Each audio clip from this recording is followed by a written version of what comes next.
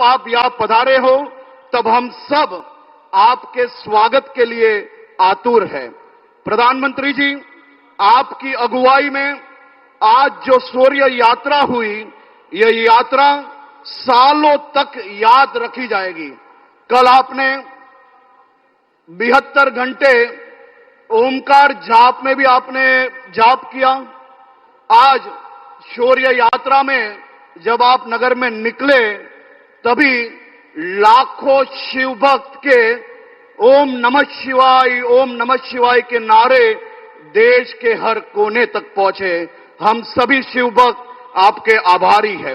आज प्रभास पाटन की इस पुण्य भूमि पर रत्नाकर समुद्र की लहरों का यह शोर केवल पानी की आवाज नहीं है, यह इतिहास के सुनहरे पन्नों पे गर्जना है। सोमनाथ यह कोई साधारण मंदिर नहीं है। सोमनाथ वह चुनौती है जो भारत की आत्मा ने आक्रमणकारियों को दी है। 11वीं शताब्दी में मोहम्मद गजनवी ने लूट के इरादे से आए थे। उसे लगा था अगर आस्था टूटेगी तो भारत टूट जाएगा, लेकिन आज यह दृश्य गवाह है कि गजनवी बिखर गया, सोमनाथ आज भी अजय है, अटूट है। इस मंदिर की रक्षा के लिए हमारे वीर पुरुषों ने जो बलिदान दिए हैं वे विश्व इतिहास में अद्वितीय है। हमीर जी गोहिल के कंधे से कंधा मिलाकर वेगड़ा भील और उनके साथियों ने जो पराक्रम दिखाया वो भारतीय एकता का सर्वश्रेष्ठ उदाहरण है। इन शूरवीरों के लिए आज सीना ठोक कर कहना पड़ता है कि केसरिया बाना पहनकर रण मैदान में भरे सोमनाथ महादेव के चरणों में जीवन उन्होंने धरे।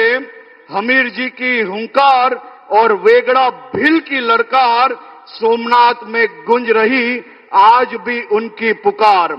और फिर आया वो दौर जब आजादी के बाद भी भारत को कहा गया इतिहास मत छुओ, आस्था पर बात मत करो, संस्कृति को दबाकर रखो। सोमनाथ के पुनर्निर्माण पर भी कुछ लोगों को डर था, दुनिया क्या कहेगी। सरदार पटेल ने साफ कहा, भारत अब दुनिया से डरकर अपने स्वाभिमान का सौदा नहीं करेगा। और आज हमारे यशस्वी प्रधानमंत्री जी के नेतृत्व में वही संकल्प पूरे भारत की नीति बन चुका है। आज भारत कहता है कि हम अपने इतिहास को छुपाएंगे नहीं, हम आक्रमणकारियों का महिमा मंडन नहीं करेंगे और हम अपनी संस्कृति पर किसी को शर्मिंदा नहीं करने देंगे। जो लोग आज भी गजनवी जैसे आक्रमणकारियों को महान बताने की कोशिश करते हैं, उन्हें सोमनाथ की घंटियां हर दिन जवाब देती है। प्रधानमंत्री जी, 500 वर्ष की प्रतीक्षा का अंत करके आपने भगवान राम का भव्य मंदिर बनवाया।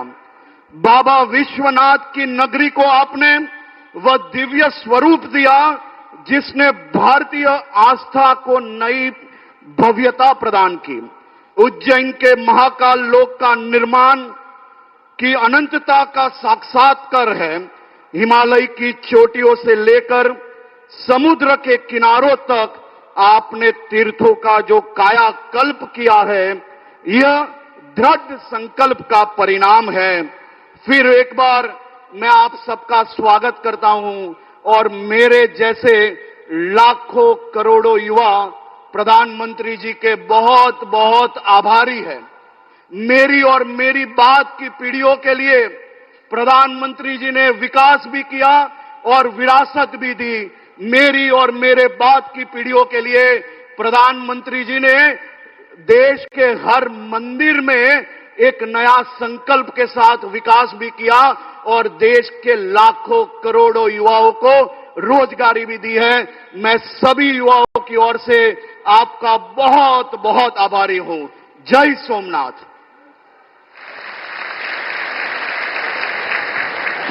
आपके ऊर्जापूर्ण संबोधन के लिए बहुत बहुत धन्यवाद माननीय उप मुख्यमंत्री जी। गुजरात एटले श्रद्धा, संस्कृति, प्रगति અને સમૃદ્ધિની ભૂમિ। ગુજરાત અને ગુજરાતના સૌ નાગરિકોનું હિત જેમના હૈયે વસેલું છે એવા રાજ્યના પ્રગતિના સૂત્રધાર પ્રજાવત્સલ માનનીય મુખ્યમંત્રી શ્રી ભૂપેન્દ્રભાઈ પટેલ સાહેબને હવે આમંત્રિત કરીએ છીએ આપના પ્રાસંગિક ઉદ્બોધન માટે।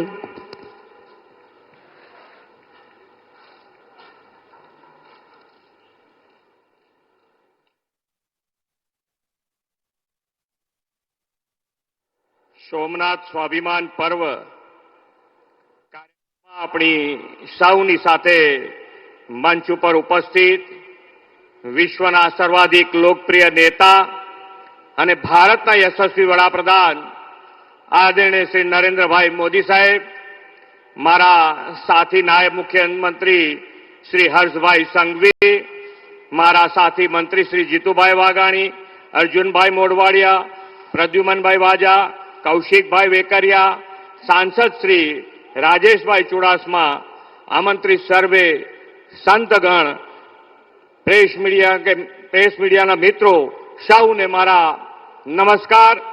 જય સોમનાથ। આદરણીય વડાપ્રધાનશ્રીના નેતૃત્વ અને પ્રેરણાથી ઉજવાઈ રહેલું સોમનાથ સ્વાભિમાન પર્વ દેશના આત્મસન્માન અને અતૂટ આસ્થા તથા અડગ સંકલ્પથી ઉજવણીનો અવસર છે। 12 જ્યોતિર્લિંગનું પ્રથમ જ્યોતિર્લિંગ આ ભગવાન સોમનાથનું મંદિર એ માત્ર મંદિર નહીં, ભારતના આત્માનું પ્રતીક છે। ઇતિહાસ સાક્ષી છે કે આ સોમનાથ મંદિર ઉપર છેલ્લા 1000 વર્ષમાં અનેક વાર બર્બર આક્રમણો થયા હતા, મંદિરને તોડવાનો પ્રયાસ થયો, પરંતુ કોઈ આક્રમણો ક્યારેય ભારતની આસ્થાને તોડી શક્યા નથી। આજે પણ ભવ્યતા અને દિવ્યતાથી ભગવાન સોમનાથ બિરાજમાન છે। સોમનાથથી અખંડ આસ્થાની કથા અનેક વીરોના ત્યાગ અને બલિદાનથી ભરેલી છે। વીર હમીરજી ગોહિલ, ચૌલાદેવી, વેગડા ભીલ જેવા શૂરોએ પોતાના યોદ્ધાઓ સાથે સોમનાથ દાદાના રક્ષણમાં સર્વોચ્ચ બલિદાન આપ્યા હતા। આજે આખા જગતમાં સ્વની ચર્ચા છે, ત્યારે આદરણીય વડાપ્રધાન શ્રી મોદી સાહેબે દેશના ઇતિહાસમાં જોઈએ એવું સ્થાન નહીં પામેલા સ્વાભિમાનના યુદ્ધને અને સોમનાથ દાદાના રક્ષણ માટે સમર્પિત થઈ ગયેલા શૂરવીરોની શહાદતને યાદ કર્યા છે। 1000 વર્ષ પહેલા દેશની અસ્મિતા પર આક્રંતાઓએ કરેલા આક્રમણનો આપણા સ્વાભિમાનની યોદ્ધાઓએ પૂરા શૌર્ય અને સાહસથી જવાબ આપ્યો હતો। જનમાનસમાં આવા સ્વાભિમાનની જ્યોતિ જલાવી રહે એવા વિચાર માત્ર આદરણીય વડાપ્રધાન શ્રી નરેન્દ્રભાઈ જેવા યુગ પુરુષને જ આવે। આપણે સૌ નસીબદાર છીએ કે વિશ્વના વિકાસ પુરુષ એવા વડાપ્રધાન શ્રી મોદી સાહેબ આજે આપણને પ્રેરણા આપી રહ્યા છે। આખા યુગનું નિર્માણ કરનાર વિઝનરી લોકનાયક શ્રી મોદી સાહેબે પ્રત્યેક ભારતવાસીઓના સાંસ્કૃતિક રાષ્ટ્રવાદનો જે ભાવ જગાડ્યો છે તેનું ગૌરવ કરવાનો આ અનેરો અવસર છે। સોમનાથ મંદિરની ગાથા કોઈ વિનાશની ગાથા નથી, એ તો 1000 વર્ષથી આપણા અડગ સ્વાભિમાનની અને ક્યારેય અસત્ય સામે ન ઝૂકવાની વિરાસત છે। ગુજરાતના પનોતા પુત્ર લોહ પુરુષ સરદાર સાહેબે દેશની આઝાદી પછી સોમનાથ મંદિરના પુનઃનિર્માણનો સંકલ્પ કર્યો હતો। આ સંકલ્પને પૂર્ણ કરતું આજનું ભવ્ય મંદિર પથ્થર કે ઈંટોનું ચણતર નહીં, ભારતના આત્મવિશ્વાસ, આધ્યાત્મિકતા અને સરદાર સાહેબની દૃઢ સંકલ્પ શક્તિની વિરાસત છે। વડાપ્રધાન શ્રી મોદી સાહેબે આપણા શ્રદ્ધાના કેન્દ્રોની આવી વિરાસતને જાળવીને આધુનિક કાયાકલ્પ કરવાની સંસ્કૃતિ વિકસાવી છે। કાશી વિશ્વનાથ, કેદારનાથ, મહાકાલ, બાબા વૈદ્યનાથ ધામનો વિકાસ, અયોધ્યામાં ભવ્ય રામ મંદિર, પાવાગઢમાં મહાકાળી માતાને 500 વર્ષ પછી ધ્વજારોહણ, અંબાજી ધામનો સર્વાંગી વિકાસ અને સોમનાથ તલિમ સંગમ તથા સોમનાથ સ્વાભિમાન પર્વ। વડાપ્રધાનશ્રીએ યાત્રાધામોના આવા હોલિસ્ટિક ડેવલપમેન્ટની જે પરંપરા ઊભી કરી છે તે વિકસિત ભારત 2047નો આધ્યાત્મિક સ્તંભ છે। વડાપ્રધાનશ્રીના નેતૃત્વ અને દિશા દર્શનમાં વિકસિત ભારત માટે આપણે દેશના ભવ્ય વારસાનું જતન કરવા સતત પ્રયત્નશીલ રહીએ. વ્યક્તિગત જીવનમાં શ્રદ્ધા અને ભક્તિ વધારીને સામાજિક સદભાવના અને સમરસતા માટે કાર્યરત રહીએ. વિકસિત ભારત, આત્મનિર્ભર ભારતનું નિર્માણ આપણો મૂળ જીવન મંત્ર બનાવીએ.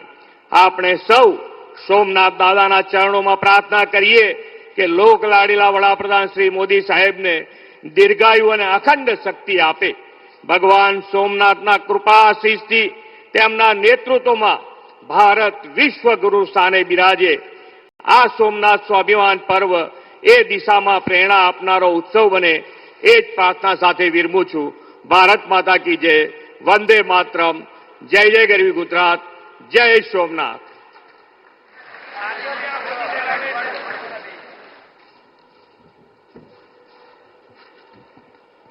આપના અર્થપૂર્ણ ઉદ્બોધન માટે ખૂબ ખૂબ આભાર माननीय मुख्यमंत्री श्री.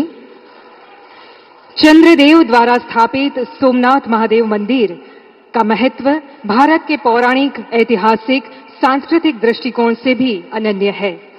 ये करोड़ों श्रद्धालुओं की आस्था का वो केंद्र है जिसके आगे समय भी नतमस्तक होता है.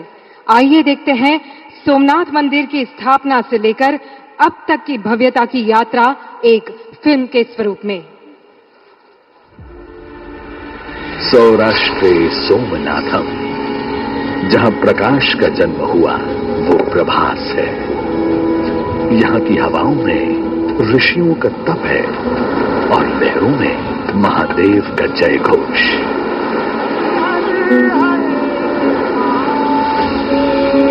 जहां चंद्रमा ने अपना खोया हुआ तेज पुनः पाया, जहां हरि और हर एक हो जाते हैं, हिरण, कपिला और सरस्वती का त्रिवेणी संगम. युग बदले, सतयुग में सोम ने स्वर्ण, त्रेता में रावण ने रजत, द्वापर में कृष्ण ने चंदन और कलयुग में भीमदेव ने सोमनाथ मंदिर को पाषाण से गढ़ा.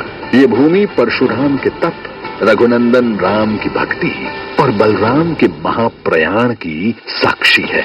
यहीं पीपल की शीतल छाया में कृष्ण ने अपनी लीला संवरण कर स्वधाम प्रस्थान किया. ये मोक्ष का द्वार है. कहा गया है, सोमलिंगम नरो त्वष्टा सर्व पापहि प्रमुच्यते. यानी सोमनाथ के दर्शन मात्र से मनुष्य सभी पापों से मुक्त हो जाता है. दुर्भाग्यवश कोटि कोटि लोगों की श्रद्धा और आस्था का केंद्र सोमनाथ 1026 ईस्वी से शुरू होकर कई शताब्दियों तक विदेशी कुटिल आक्रांताओं का निशाना बना, जिनका लक्ष्य था विध्वंस. न सिर्फ मंदिर को तोड़ा गया, बल्कि शिवलिंग को खंडित करके मस्जिद के फर्श में लगा दिया गया ताकि पैरों तले उसे रौंदा जा सके. मकसद था आस्था की लौ बुझ जाए, घंटियों की गूंज मौन हो जाए. लेकिन भगवान सोमेश्वर के इस पावन धाम को मिटाने की ताकत किसी अंधेरे में कहां थी. जब जब सोमनाथ के स्वाभिमान पर प्रहार हुआ, सनातन की रगों में उबाल आया. अनगिनत सनातनियों ने अथक संघर्ष किया, अपना रक्त बहाया, सर्वोच्च बलिदान दिया. यहां मिटाने की सनक जितनी गहरी थी, सनातन को फिर से खड़ा करने की जिद उतनी ही विराट होती गई. हर प्रहार ने हमारे संकल्प को हिमालय जैसी दृढ़ता दी. 1000 साल के बाद आज इतिहास काले पन्नों को नहीं, बल्कि उस अटूट सृजन शक्ति को याद करता है जिसमें देवी अहिल्याबाई होलकर की आस्था और सरदार पटेल का फौलादी संकल्प शामिल है, जो क्रूरता की तलवारों पर भगवान शिव के त्रिशूल का जय घोष है. संयोग से 2026 का ये वर्ष वर्तमान सोमनाथ मंदिर के पुनर्निर्माण के 75 वर्ष पूरे होने का भी वर्ष है. आज उसी अटूट इच्छा शक्ति के साथ प्रधानमंत्री श्री नरेंद्र मोदी के नेतृत्व में सोमनाथ का वैभव आधुनिकता और सुविधाओं के नए आयाम छू रहा है. भगवान सोमनाथ की कृपा अवतीर्ण होती है, कृपा के भंडार खुल जाते हैं। जय सोमनाथ। ये केवल विकास नहीं, हमारी विरासत का विस्तार है। अतीत के आक्रमणकारी आज समय की धूल है, जबकि सोमनाथ आज भी अपनी आशा बिखेरता प्रकाशमान खड़ा है।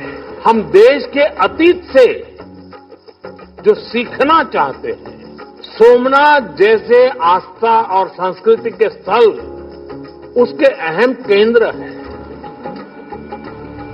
स्वाभिमान पर्व के इस ऐतिहासिक पल में 72 घंटों का अखंड ओमकार उसी शाश्वत ऊर्जा का विजय नाद है। श्री सोमनाथ के शौर्य और श्रद्धा की ये गाथा तब तक गूंजेगी जब तक समुद्र में लहरें उठती रहेंगी, क्योंकि सोमनाथ भारत का विराट स्वाभिमान है। सोमनाथ अडिग है, सनातन चिरंजीवी है। जय श्री सोमनाथ।